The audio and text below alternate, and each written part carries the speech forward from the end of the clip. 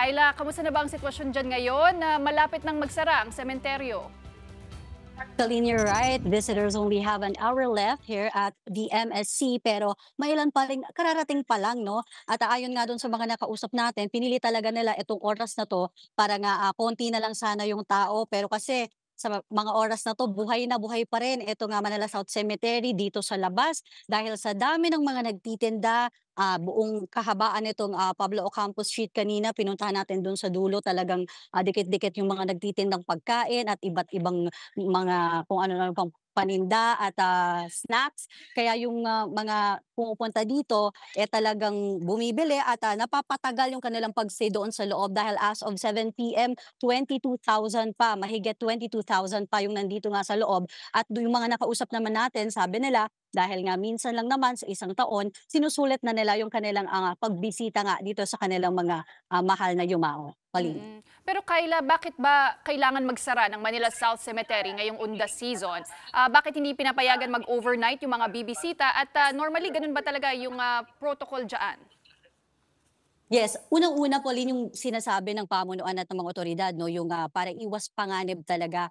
Dahil kahit naman kasi may mga naka-duting pulis, siyempre napakalaki, 25 hectares etong buong Manila South Cemetery. Kahit na 24 hours yung mga naka-duty do'n, hindi raw talaga, baka hindi mabantayan o yung ilan baka daw makalusot. Pero ang kanila namang paalala, dahil nag-install sila ng 35 CCTVs dito sa area, yun yung parang ano na rin nila, warning nila kung may mga nagbabalak man na lumusot at talagang sila ay mapapanagot 'no, kung makita na talagang sila nga ay may gagawin na hindi na sila ay lalabag dito nga sa mga patakaran ng MSC. At kanina naman nung tinanong ko yung ilang residente, dahil alam naman natin 'no, na meron naman talagang mga naninirahan dito nga sa loob, sabi naman nila sa regular na araw, hindi naman daw sinasara etong sementeryo. May curfew daw, pero hindi ganoon kahigpit kagaya ngayong undas. Siyempre alam naman natin na talagang marami ang pumupunta at hanggang November 2 aasahan na dadagsa pa yung mga bibisitang kaanak. Kaya para ma-maintain na rin Pauline yung kaayusan doon nga sa loob ng sementeryo. Mhm. Okay, Kayla, so over 30,000 na nga ang bumisita ano, dyan sa Manila South Cemetery. Marami ba nga nahirapan hanapin yung puntod ng mga mahal nila sa buhay?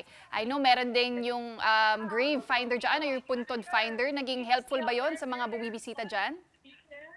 Yes, Pauline, kanina nasaksihan din natin yung mga kapatid natin na talagang hirap maghanap, lalo na yung mga senior. Siyempre, kahit na aware na sila na meron na nga itong puntod finder, hindi nila alam kung paano ba gamitin, kahit na meron silang mga cellphone daw na gamit. Mabuti na nga lang, at dito kasi sa MSC, pagkapasok mo dito sa entrance, katabi mismo, tutumbukin na yung opisina at handa naman silang magbigay ng assistance para nga bukod kasi dito sa QR 'no or sa website kung saan ma-access yung puntod finder, meron silang mga naka-print na mga tarpaulins nung map dito nga sa loob.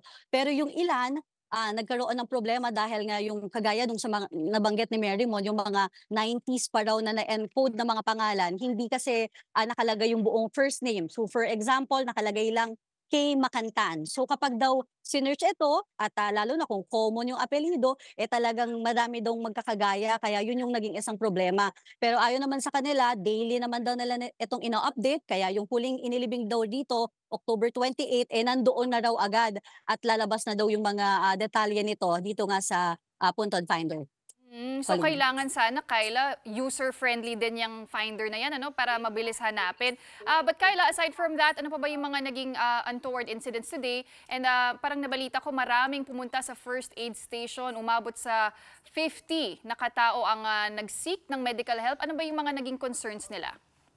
Yes, Pauline, sa kabutihang palad wala namang major na mga nangyaring untoward incident dito sa loob ng MSC dahil simula 6 AM naman 'no, nagbabantay tayo. Yun lang talaga siyempre yung hindi maiwasan na pagdadala ng mga bumibisita, yung mga ipinagbabawal kagaya nga nung mga sigarilyo, lighter, and yung bladed weapons. Siyempre yung iba kasi tina-try pa nila na humabol last minute na maglinis. So merong mga gunting or yung mga cutter So yan, hindi naman na umabot sa loob dahil nga nakumpiska na dito pa lang sa entrance. Pagdating naman dito sa mga nanghingi ng medical assistance, Pauline, kasi grabe yung panahon dito sa MSC simula nung umaga na umuulan.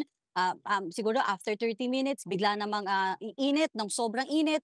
Tapos after ulit ng 30 minutes, medyo parang umaambon. Kaya hindi maiiwasan talaga no, na yung mga kapatid natin sumasama yung pakiramdam, nahihilo kahit kami mismo dahil nga hindi na matansya yung panahon. Kaya syempre yung paalala din natin sa mga kapatid pa natin na pupunta sa mga susunod na araw, magdala ng sapat na tubig, lalo na kung mag-aantay ng matagal doon sa loob. At syempre madaming tao, talagang di maiwasan nga na sumama yung pakiramdam, Pauline. Alright, maraming salamat sa report na yan. That was mobile journalist Kyla Macantan reporting to us live from the Manila South Cemetery in Makati.